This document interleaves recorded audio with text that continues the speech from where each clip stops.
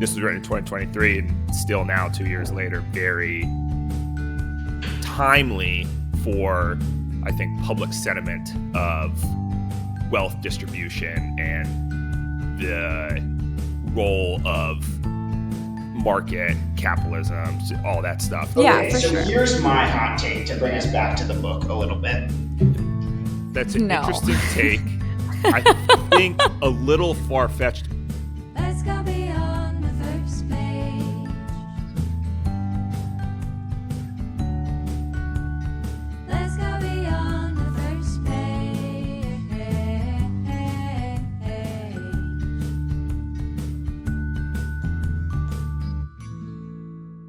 Welcome back, second pagers. This is Beyond the First Page podcast with siblings Phoebe, Phil, and Isaac. I'm Phoebe. I'm Phil. I'm Isaac. And this is Club Meeting 37, Trust by Hernan Diaz. And as always, before we get started, I just want to remind everyone that this is a book club style podcast. So we will be talking about major plot points and spoilers from throughout Trust. So if you don't want this 2023 Pulitzer Prize winner to be ruined for you, really recommend that you read the book and then come on and listen to the podcast. Also, if you like this podcast, please follow us on Spotify, Instagram, YouTube, wherever you are getting your podcast content. And if you like this podcast, please give us 5 stars. And as always, before we get started, we are going to do a little icebreaker. And I think this came about because this book really the book Trust really made us want to do more research potentially into the crash of 1929 and just different aspects of the book. So the question to both of you is, what book have you read recently or just in the past that has made you want to research a topic more? And I'll go first. Mine's a little out of left field, but it's Outlanders. It's by Diana Gabaldon. And I think much like the Roman Empire lives rent-free in men's brains, the Old English time period, I feel like lives rent-free in women's heads. And so that's like the start of that with the Jacobite uprising and the lineage to what is like the current day English crown. And so I always like look up the lineages when I'm reading books like that. And that's mine. Phil, what about you? It's good. Mine is Shogun by James Clavell. They now made like the series about it, but it is 60 hours long and it's all about like the early, I think it's 1700s Portuguese Japanese interaction in like the Catholicism in Japan. It's very, very interesting. So I got it pretty into Shogun. It's also one of those books you can read and then just like actually talk so in depth about the period because it's just so So comprehensive. Yeah. Yeah. Dang. Isaac, what about you?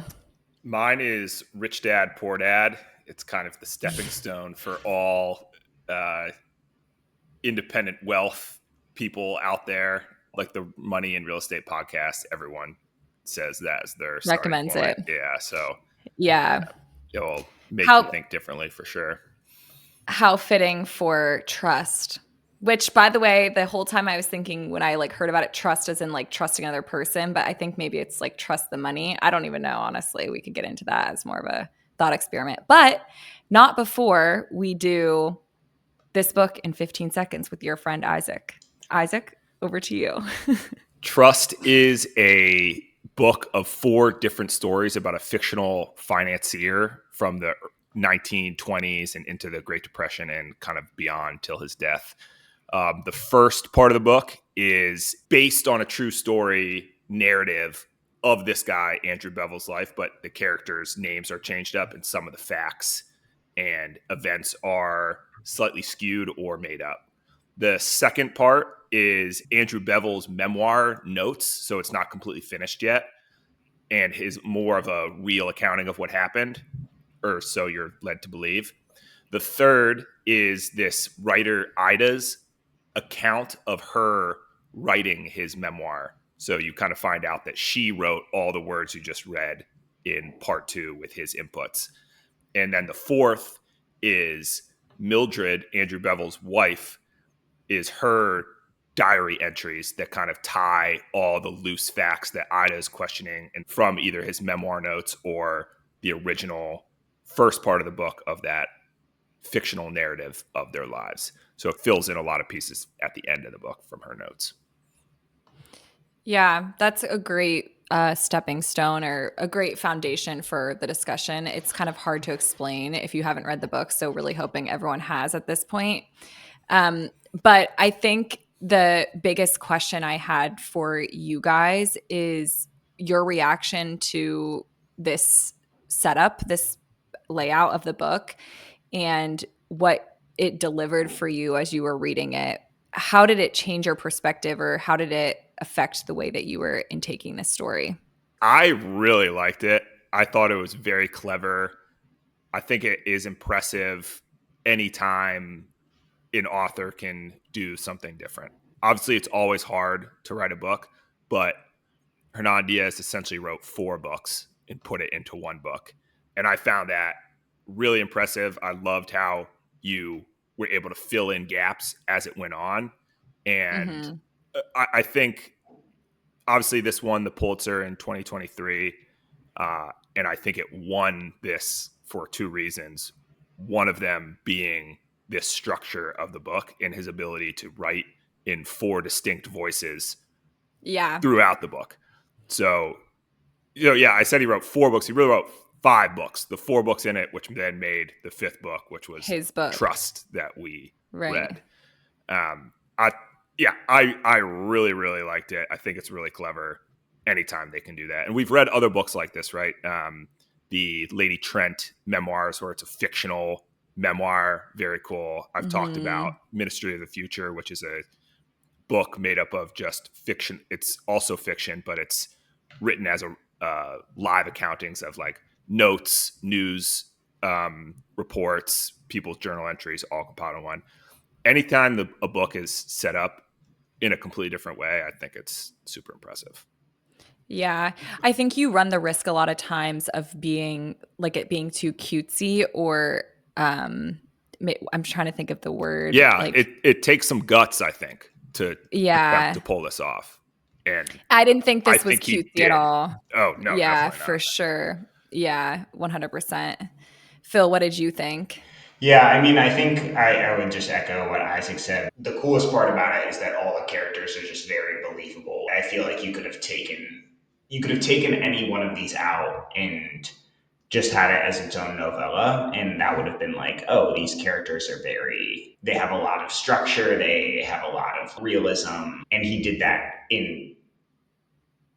with different characters, but also with different voices. And you can even see Mr. Bevel from Ida's perspective, from Mildred's perspective, from his own perspective, the same character, but 3 very convincing, like, oh, this is how he would write about him. This is how she would write about him. And so I think, just ridiculously impressive. So. Yeah, that's a really good point, Phil. Even at the end, you finally get Mildred's perspective of her husband. And you're thinking it's going to be this hateful kind of, like from my perspective, the whole time they had not a good relationship, maybe. You're kind of assuming that, even though you don't have all the facts. But then to hear her account is different than what you expected, but also different than everyone else has been perceiving this character, because obviously the wife would perceive him differently than the world did. Is so impressive to have been able to write like that. Yeah, it's true. I think, and I loved it. I think the one thing I really wanted was Ida's reaction to Mildred's confession that she was actually the puppet master behind all of Andrew's wealth. So that wasn't necessarily said in the summary that you did, Isaac, but essentially at the end you find out that he shorted the stock market. He was like public enemy number 1, but turns out the whole time it was really her, and she was the one, like he was calling her from all these different places, even while she was on her deathbed, to make business decisions because she was the mastermind behind it. But I really wanted Ida's reaction to that, because she had already had some guilt about writing her as this timid, mild creature, essentially, when in reality she was the brains behind the whole operation. So I think that would have tied it all together, but maybe you guys are feeling differently about that it didn't need to have this perfect bow on it.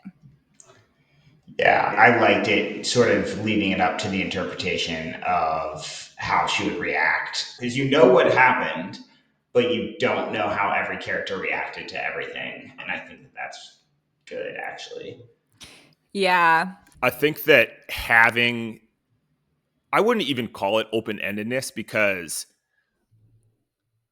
it, yeah, I guess you could, it is open-endedness, but to me, I didn't have that feeling of like, I need anything tied or it left me hanging.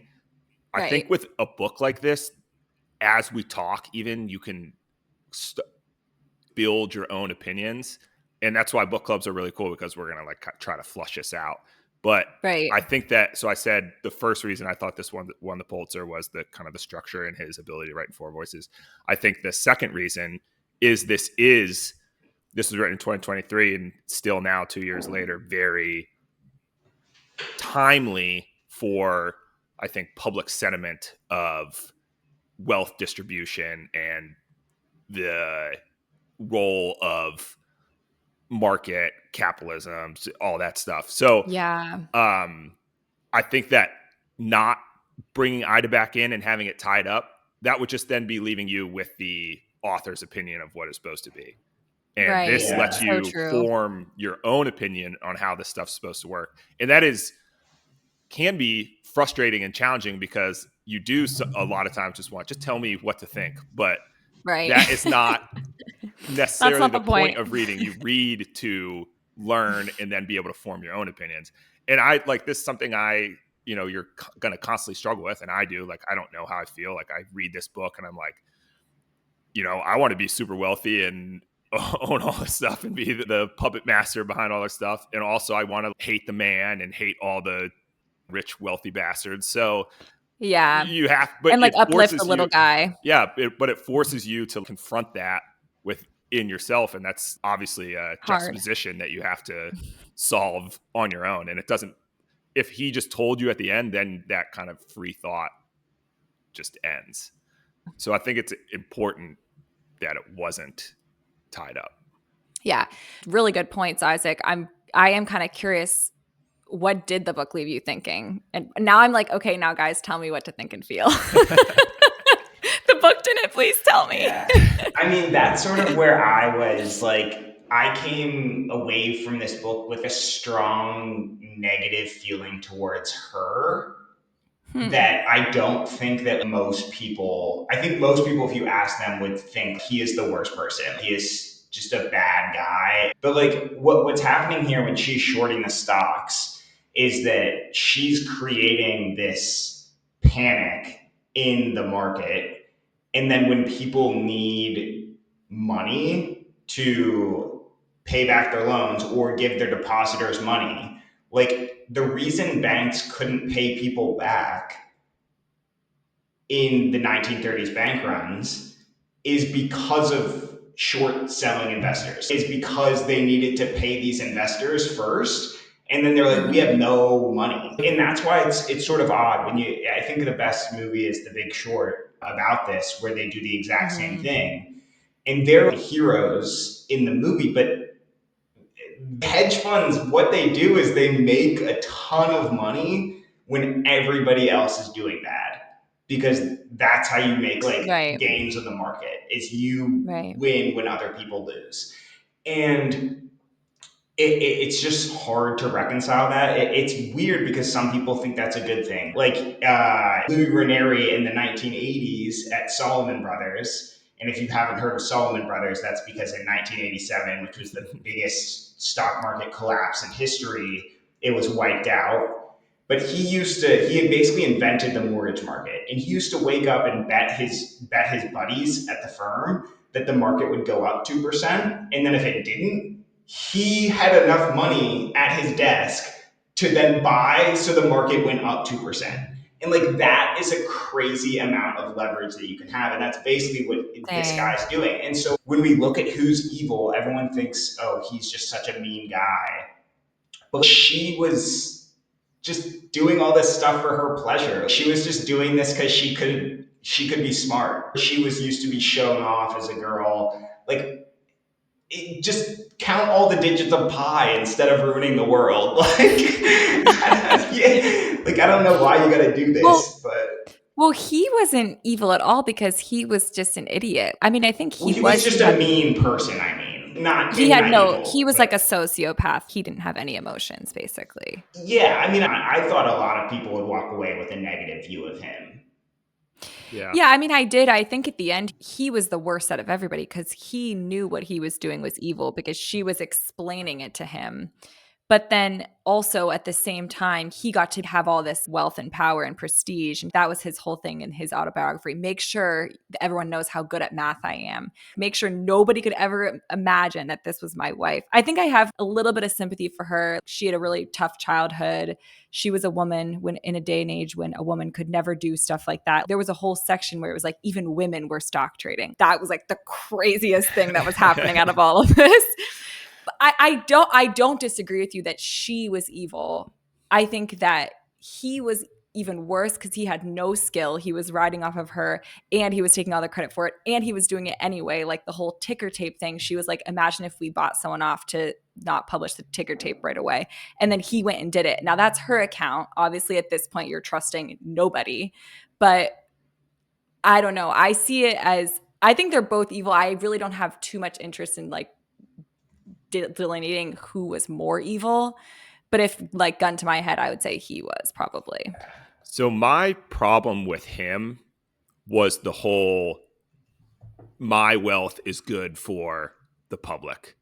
Yeah. Everything I'm totally. doing, I'm not doing, yes, I'm benefiting from it, but really it's for the good of everybody else. And when I do great. well, I love when investment bankers make I'm doing good Yeah. for the world. Yeah. Right. My money is making money and So, that's it. That's so Phil, you painted a pretty good picture, and I have a little less sympathy for her or for the people that do what she does. But this is what I'm talking about. At the end of the day, I think, I'd like to think I'm a pretty good guy. I care about the person. But if I had the ability and the mental aptitude to make that kind of money, I'm probably going to do it. Like we've talked about this, everyone is innately selfish, and Yeah. I'm going to get my nut, like and then how you kind of handle that afterwards, whatever. But and then you can easily justify, because then I'd be like, now I look at all this good I can do with this money that I made. Yeah. And she does do that. She does do that too. Yeah. Does all this philanthropy and stuff. But I say this maybe with an asterisk, so all our listeners don't cut my head off, all 30 of you. But I don't have a problem with people doing that kind of thing if they can just be honest with themselves and everyone else around them, saying, I have the ability to do this. I'm going to go make my money. Yeah. Not this idea of I'm doing this for the public good. I'm this. Don't be delusional. The hypocritical. Yes. Being hypocritical is also my bugaboo, and I definitely am not saying that. So I guess my pushback on that is, and maybe this is where this specific instance, Isaac, you're right, because Phoebe, you made the point, she's a woman, she has very little leverages she can pull at this point of time, and one of them is convincing her husband, who has this specific role, to make stock purchases. My argument against you, Isaac, is if you're so damn smart, don't you think Andrew Carnegie could have gotten to that empire without abusing the shit out of his workers? Like, maybe they could have done that without doing that. And when you realize the amount of wealth disparity there is, you're right that he gave it all back. He probably Maybe did just good don't for the start world, doing but that. he could have been super, super rich and not beat the crap out of his unions when they started to strike. Like, Yeah. I mean, I think that's an agree. ideal world. Yeah, I don't think that's an ideal world. I think that you can definitely do that if you're that smart. But people don't. I mean, it's like Isaac said, the devil on your shoulder, like something takes over and you. Yeah, I think it takes I mean, lot we're not in of that position. self-discipline. And we saw in this book that neither of these characters at the end of the day had it. I don't have a problem with Mildred because she never said, I'm doing this for the good of it. She's people. like, I'm doing this because I can. Because it's fun. So at the end, I don't think I can hate against it, but I can't. And I can say that's wrong, but I don't At least she's have being as honest. huge of a problem with it, I guess. Yeah. I think the thing for me, especially with financiers, is this like you're adding nothing to society. Like, you know, there's people who are billionaires, yes, but they have created products that have changed our lives and revolutionized society today. Like your money is just making money, and that's your whole, you're making money off of other people, and like that's your whole bit. And to me, it's like, what are you adding to society? Zero, Yeah, nothing. so as a thorough capitalist, I do have to defend it a little bit because the first investor in these companies, like that is something that's necessary. Yeah, Okay, for so sure. here's my hot take to bring us back to the book a little bit. Is what if she was a genius, like a savant, and he was dumb, but a social sort of savant? Have you ever met those people that are just like, you're dumb, but you know how to manipulate people so well that you're always in charge? That he set this entire thing up because he knew he was an idiot. He is Vanner. He wrote that book about himself to completely discredit her. He comes off as evil, but as Isaac said, maybe he just wants to be smart and he wants to be seen as a genius and intelligent. He discredits her as this whack. He then has to, I mean, he has to respond. And he is Vanner. That's my thesis. That's an No. interesting take. I think a little far-fetched because they talk about her writing to that HV Yeah. guy in his Oh, memoirs. yeah. This is what I'm talking about. He needs to be a social genius. He needs But- to set this up. There's But also she's the met him in allusion person. to Vanner having visited the house. Visited the house, but it's Yeah. all just records of in inviting. No one talks about it. It's just his name on guest lists. Oh, so he I think manufactured everything? It's none of this is like nobody knows who Vanner is. Yeah. Nobody's ever talks third person about him. It's all these lists. She doesn't talk about him, even though you know there's like you think there's a relationship going on. But if you look at it, it's very cut and dry of just like here's lists of him attending things. Yeah. But doesn't Ida say that Vanner has written other books that have been removed from the New York City Public Library? So has he taken the thing He could have so wrote deep? more He books. controlled the entire Vanner legacy. That's the thing. That's what I think, love like, the he idea. was- I don't necessarily agree with it, but I think it's a great Thank you. It's thesis. really sneaky, Yeah. really sneaky. I think he was just a correspondence of hers from whenever she was like hosting all those musical galas that then wrote a book after she died. And I don't made her think. look like an idiot. I don't know that part actually. I really didn't think about it. I just liked that it came full circle of like I was trying to figure out how did he get all these details from the original like first section of the book where the fake book was written about them. And then it comes full circle when she's writing him in Switzerland. But I didn't think then like why he would have portrayed her in that way. Maybe he never really knew her. And he just I think- wanted to shit on her after using all of her information. Yeah, I think it was just he saw the story and He was an advantageous like it yeah, was an, he was just like I've got some details I don't think other people know, and I'm going to write a story Right. that sells. Yeah. Yeah. So in Because, that like, she had thesis, no then real she has friends. to not be friends with him. They don't have that connection. But she died.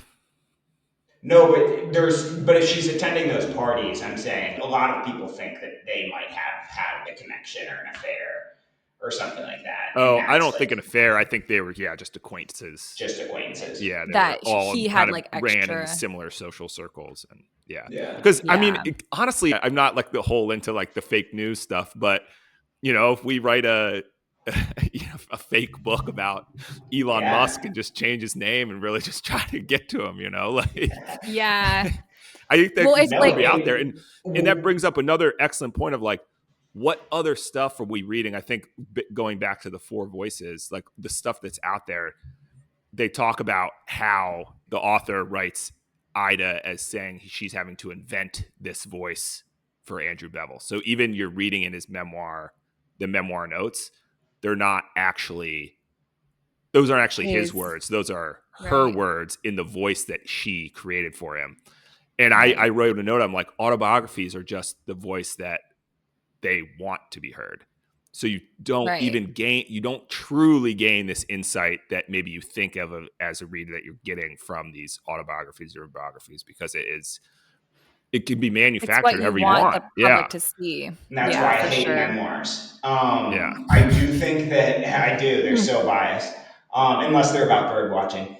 The Shout out Amy Tan. But the even that, like, I'm not disparaging Amy Tan, but like those she were her portrayed herself journals, as, but yeah. you can edit those like no one is holding a gun to your head saying stick to integrity. This is what your journal was like. Well, and Right, I think right. that that's a really interesting point, because Phoebe, you mentioned how he banned all these books at the New York Public Library. This ban, like he controlled that circulation. Right. And that's another sort of parallel to today. One of, and again, hitting you hard with these anecdotes today, but We have you love guys it. ever heard of Gawker, the site? So it was No. started by the guy who started BuzzFeed News. And I think, he was involved in Gawker at some point. Basically, Gawker was it was basically like a British tabloid, except American, and would publish all this bullshit. But it published a story about Peter Thiel, hinting that he was homosexual. Who's Peter Thiel? Oh, Peter I have Thiel is heard the about main this. investor of Facebook. Oh. And Peter Thiel is the guy that they make fun of that gets like blood transfusions, like the epitome of Silicon Valley. I want to live forever, weird tech guy. And he then, 3 years later, they publish a Hulk Hogan sex tape, and Hogan sues, and it's like not illegal though, so it's a weird thing. And he keeps having this lawyer backing, and they're like, where is this coming from? He's been suing us for years, and this is costing us a lot of money. And Hulk Hogan's worth like $2 million. Peter Thiel funded Hulk Hogan's lawsuit against Gawker, eventually bankrupted the company because they published a story hinting that he was gay.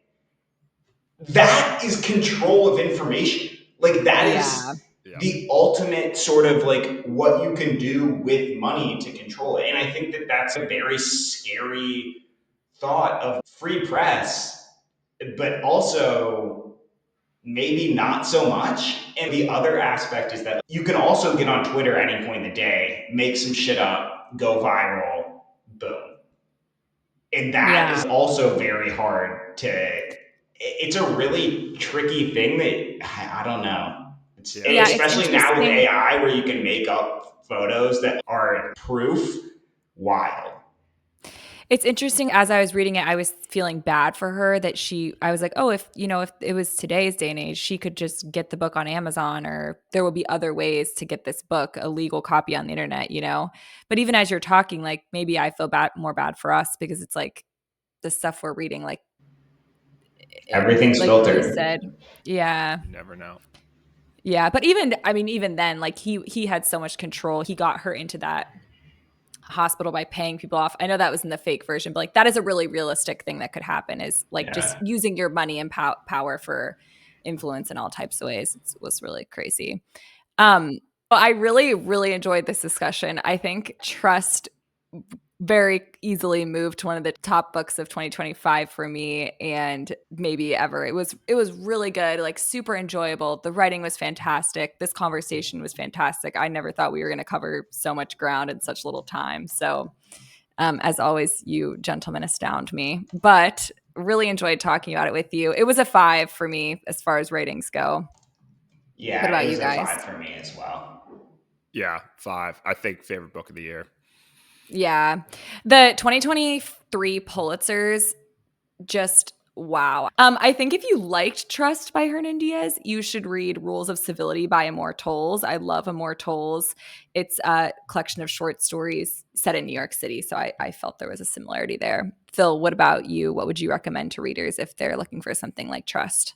Yeah, I think one of my favorite books about the stock market and stuff is that one that I mentioned about Louis Ranieri and the mortgage market at Salomon Brothers, and it's called Liar's Poker. And Oh, I've it's heard about really, this. really good. It's by Michael Lewis. He's the same guy who wrote Moneyball, The Big Short. it's very entertaining. And he worked at Salomon Brothers in the department during that time. Dang. So really well written.